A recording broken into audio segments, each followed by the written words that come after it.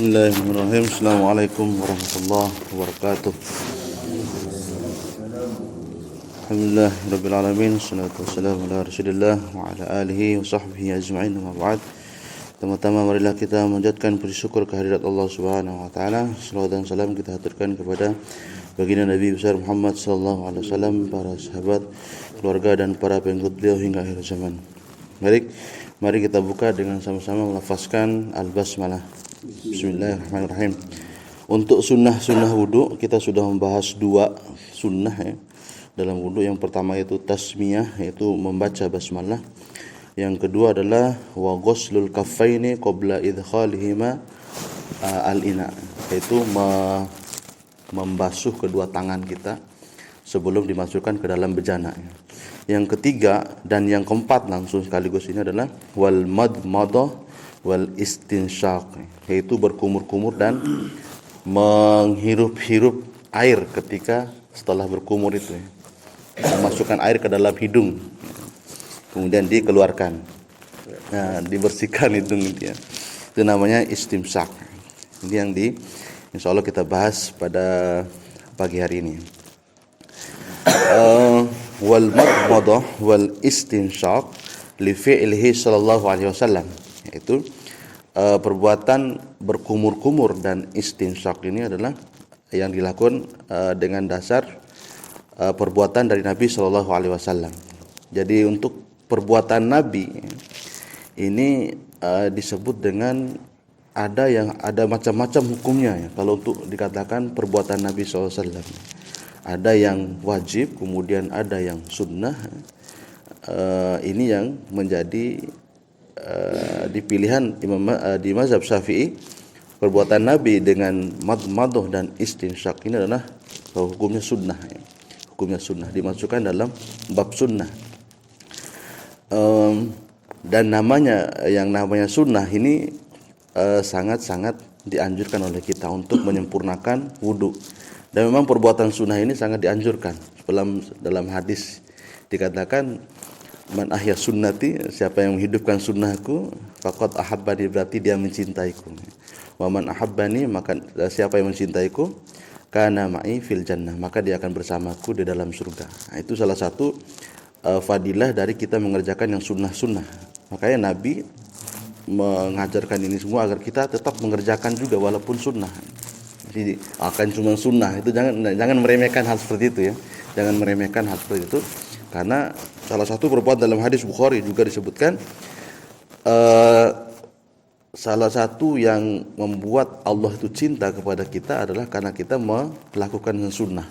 Kalau yang wajib status kita sebagai hamba. Kalau kita senantiasa mengerjakan yang sunnah, maka status kita sebagai kekasih Allah. Bisa jadi wali Allah di muka bumi ini.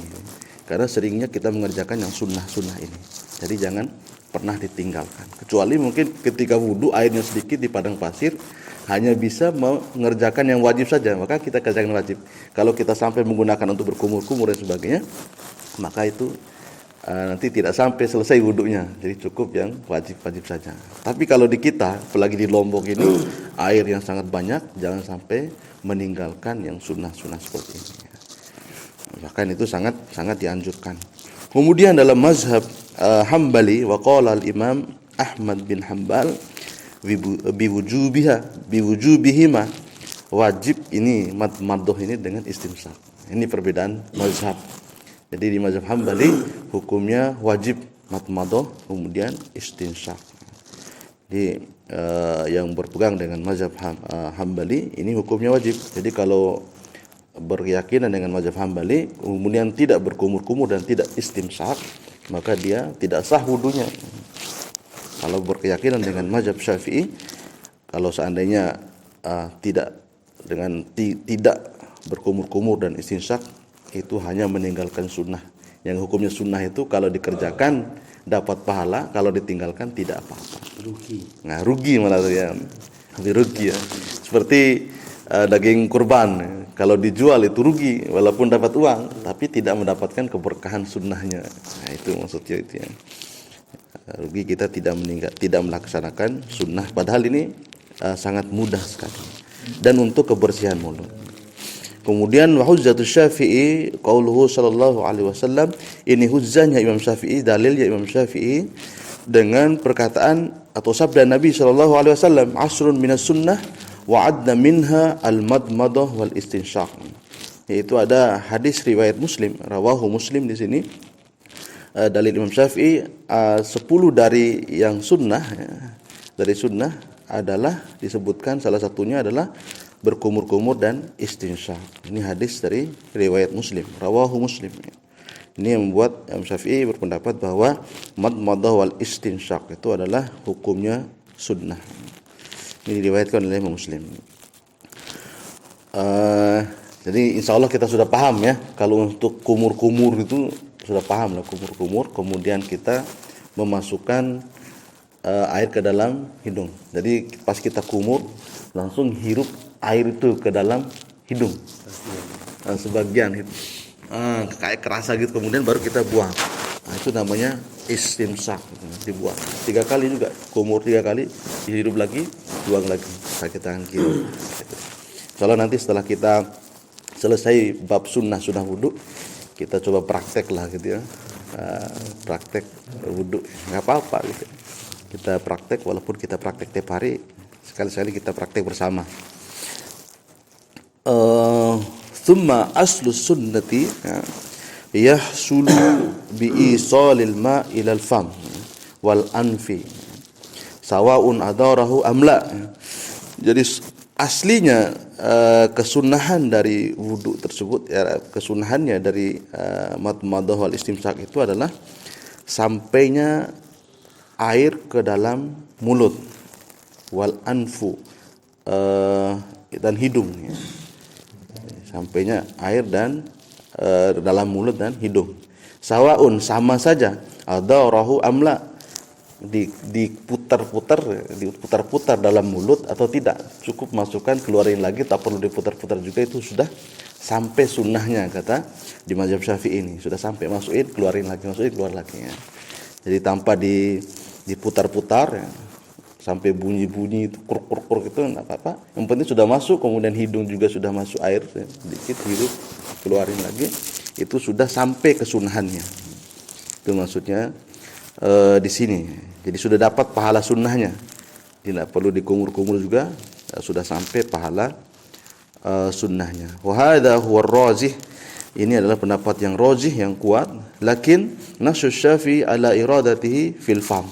Tapi Imam Syafi'i memberikan pernyataan bahwa kita harus memutar-mutarnya. Ini dari saran dari Imam Syafi'i, agar kita berkumur-kumur itu memutar-mutar air dalam mulut itu, biar bersih rongga mulut kita. Ini dinaskan oleh Imam Syafi'i ke dalam mulut.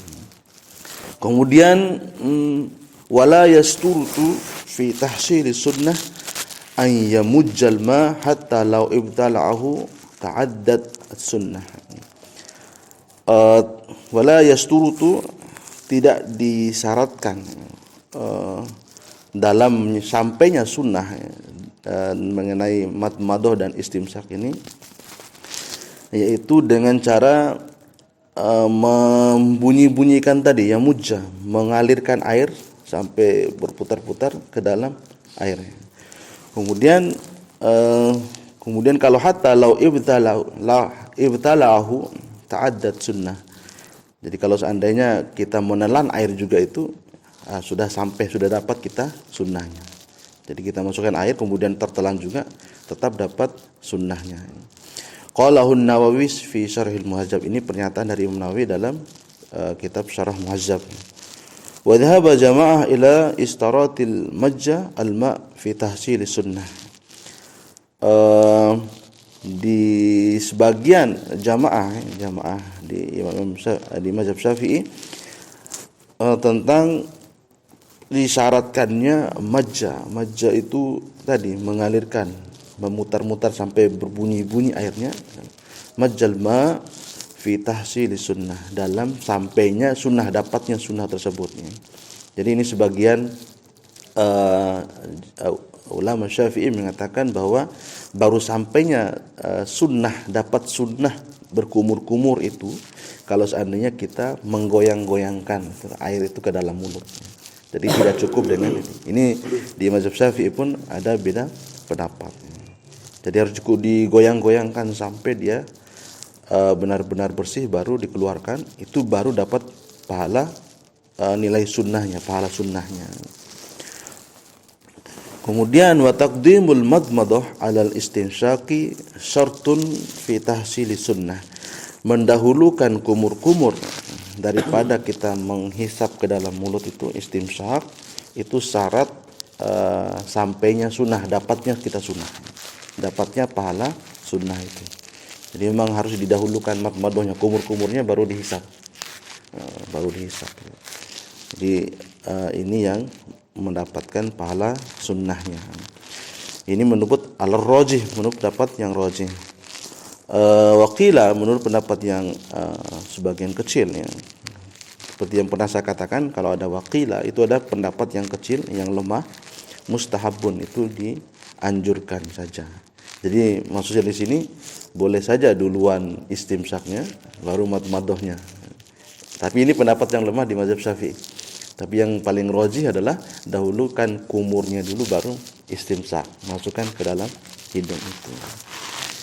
Kemudian far'un, cabang dari masalah ini, kalau ada far'un dalam kitab ini itu tambahan dari Imam Al-Hisni yang pengarang kitab ini.